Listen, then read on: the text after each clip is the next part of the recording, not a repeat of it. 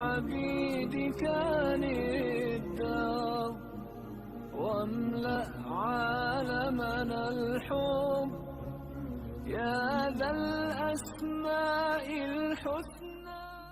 نحمده ونصلي ونسلم على رسوله الكريم وعلى آله وأصحابه أجمعين، أما بعد. أعوذ بالله من الشيطان الرجيم. بسم الله الرحمن الرحیم. ناظرین و سامعین، السلام علیکم ورحمۃ اللہ وبرکاتہ. تخلیق انسان قرآن اور اسلامی تعلیمات کی روشنی میں اس حوالے سے میں آپ کو بتا رہا ہوں، ایک انسان کے لیے ایمان اور عقیدہ کتنا اہم ہے اور اس کو جو تحفظ ملتا ہے وہ کتنا اچھا ہے. کہتے ہیں انسان کا ایک تعلق اللہ تعالی سے، اپنے خالق سے ہے، دوسرا خالق کی مخلوق کے ساتھ. ایک رخ اللہ کی طرف، ایک رخ اس کی مخلوق کی طرف. وہاں تعلق ہے عبد اور معبود کا. ہم عبد ہیں، وہ معبود ہے. وہ مالک ہے، ہم اس کے بندے ہیں. وہ رازق ہے، اس کے سوا کوئی عبادت کے لائق نہیں. دوسرا تعلق ہمارا انسانی برادری سے اور دیگر مخلوقات سے. اگر ہمارے ذہنی قوا، جو ذہنی قوتیں ہیں، اور قلبی حالات، دل کی کیفیات اور حالات، جب ہم ان قلبی کیفیات اور اس حالت کو قرآن اور حدیث کا پابند بنا دیتے ہیں تو پھر اسے ہم ایمان کہتے ہیں. عقیدہ یہ قرآن اور حدیث کی نصوص سے بنتا ہے. جو دل میں نقش ہو جائے اور پختہ کر لیا جائے وہ عقیدہ ہے. اگر یہ قلبی حالات کے ساتھ ساتھ ہمارے جسم و جاں اور مال و جائیداد سے اس کو جوڑیں تو پھر عبادت اس کے لیے آتا ہے. پھر انسان اور انسانوں کے باہمی اور دوسری مخلوقات سے جو علاقے، تعلق اور رابطے اور واسطے اور اس حیثیت سے جو احکام ہم پر آتے ہیں، ان کی حیثیت قانون کی سی ہوتی ہے تو پھر اس کو ہم معاملہ کہتے ہیں. میں نے آپ کو بتایا تھا نا، دین کے 4 شعبے ہم بناتے ہیں: عقیدے، عبادت، اعتقادات، عبادات، معاملات اور پھر اخلاق. اور اگر ان کی حیثیت قانونی نہیں ہے معاملات کی، بلکہ روحانی نصیحتوں پر ہے اور عمدگی پر ہے ایک دوسرے کے لیے بھلائی کے حوالے سے، تو ہم اس کا نام اخلاق رکھتے ہیں.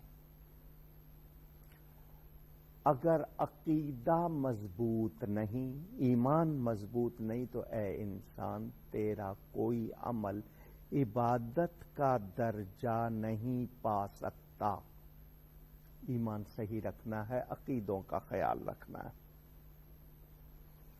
باقی اچھی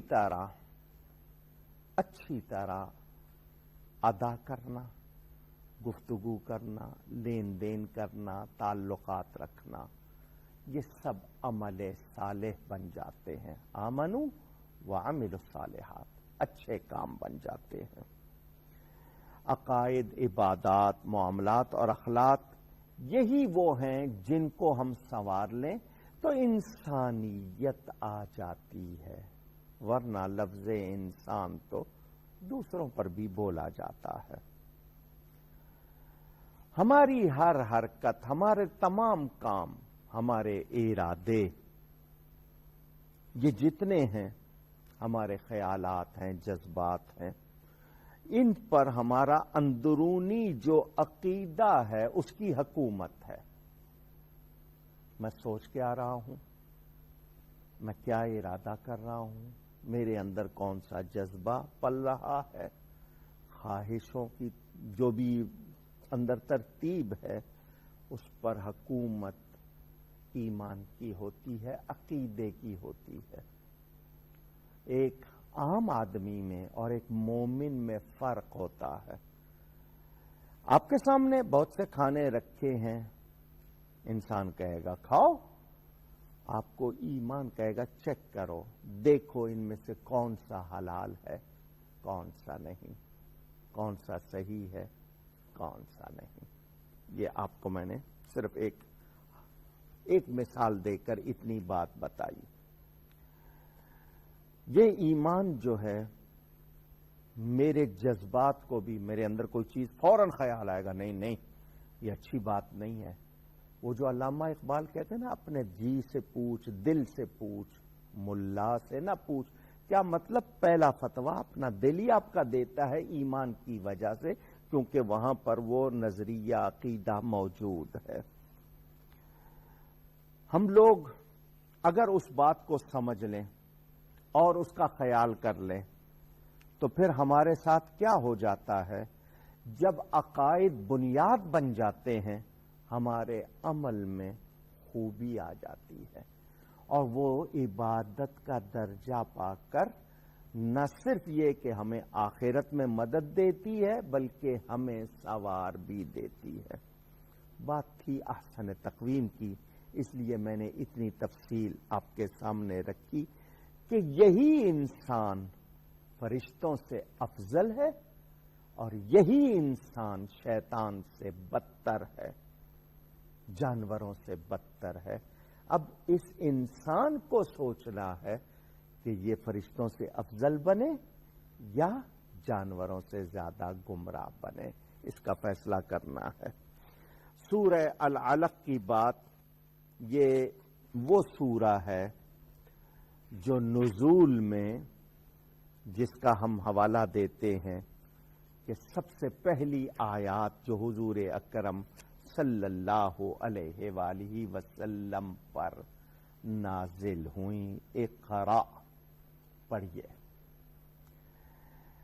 اس میں یہ ہے خلق الانسان من علق، پیدا کیا انسان کو جمے ہوئے خون سے۔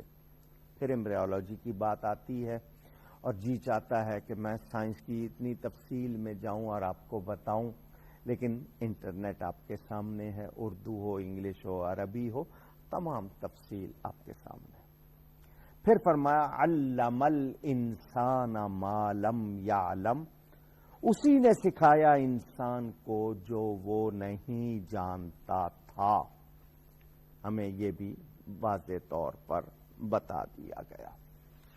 پہلی آیات جو نازل ہوئی وحی میں، جبریل امین علیہ السلام لے کر آئے۔ آپ نے پھر آگے بھی سنا کلا ان الانسان لیطغی، ہاں بے شک انسان سرکشی کرنے لگتا ہے۔ اس حوالے سے تین باتیں، تین جگہ ذکر آیا اس صورت میں۔ اللہ تعالی کا شاہکار کہا جائے، لوگ کہتے ہیں کہ یعنی اس نے سب سے بہترین مخلوق انسان بنائی، خصوصیت سے اس کا ذکر فرمایا۔ انسان کی ابتدا کیسے ہوئی وہ بتائی کہ ایک جمے ہوئے خون سے اتنا حسین و جمیل انسان، اور پھر اتنا عالم فاضل انسان۔ اس انسان کو اللہ تعالی نے سکھایا، انسان کو جو کچھ سکھایا اللہ تعالی نے سکھایا۔ ایک جملہ میرا توجہ سے سن لیجئے، علم کسی چیز کا برا نہیں ہوتا۔ پھر کہہ رہا ہوں، علم یعنی جاننا کسی چیز کا برا نہیں ہوتا۔ ہاں، جو چیز نفع والی نہیں ہے، ایمان سے دور کرنے والی ہے، اس کو برتنا نہیں چاہیے۔ لیکن مثلا چوری کس کو کہتے ہیں؟ یہ جاننا۔ جادو کس کو کہتے ہیں؟ یہ جاننا۔ مگر اس کو برتنا یا اس کے اوپر کرنا وہ غلط ہوگا۔ صرف جاننا کسی چیز کا برا نہیں ہوتا۔ انسان کو اللہ نے سکھایا جتنے علوم ہیں، فنون ہیں۔ آج آپ نے بہت سے نام رکھ لیجئے، یہ دنیا کا علم ہے، یہ دین کا علم ہے، یہ تقسیم بھی آپ نے کر لی۔ میری سمجھ میں نہیں آتی یہ تقسیم۔ دنیا دین تو دنیا ہی برتنا سکھاتا ہے. آپ کہیں گے میتھمیٹکس، تو میں کہوں گا یہ وراثت کا حساب کیسے ہوگا اگر نہیں جانتے؟ یہ زکوٰۃ کا حساب کیسے ہوگا اگر نہیں جانتے؟ سب کچھ دین، لیکن ہم نے اس کی تقسیم کر لی ہے. اسرار ہیں، زمین کے اندر کیا کیا ہے، فضاؤں میں کیا کیا ہے، سیارے کتنے ہیں، اس طرح کے 150 سورج اور ہیں، کتنے ہیں، کیا ہے یہ سب کچھ، یہ ایجادات. یہ سمندر میں کیا کیا ہے، کتنا کچھ ہے، کہاں کہاں ہے. یہ علم کی نہریں، دریا، سمندر بہہ رہے ہیں. نبیوں سے ملے، رب تعالیٰ نے عطا کیے ہیں. قرآن علوم کا سرچشمہ ہے. ہم تقسیم کر دیتے ہیں. جن کو آج ہم کہتے ہیں جہاں سے علم آ رہا ہے، سکھایا ہم نے ہے. کیوں؟ ہم نے اس علم سے اپنے آپ کو دور کر لیا، انہوں نے لے لیا. ان کی برائیاں ہم نے اپنا لی، اپنی اچھائیاں ہم نے ان کو دے دی. اس قرآن کو پڑھیے، کیا نہیں ہے. صحابہ کرام رضوان اللہ تعالی علیہم اجمعین میں سے کچھ کا یہ اعلان، ہمارے اونٹ کی رسی گم ہو جائے گی، ہم قرآن سے معلوم کر لیں گے کہاں ہے. اس قرآن سے ناطا تو جوڑیے، ذرا اس سے تعلق تو پیدا کیجئے، پھر دیکھیے کون سا علم ہے جو اس میں نہیں ہے. تو انسان کو فضیلت پہلے احسن تقویم فرمایا کہ وہ اگر اچھا رہنا چاہتا ہے تو انسانیت کے دائرے میں آئے. انسانیت نہیں ہوگی کچھ بھی نہیں ہوگا. پھر اس انسان کو یہ بتایا گیا کہ انسان کی شان کس سے ہے؟ علم سے ہے. فضیلت ملے گی علم سے. پھر کہا گیا یہ انسان سرکشی کرنے لگتا ہے، کمزرف ہو جاتا ہے. کیا ہوتا ہے؟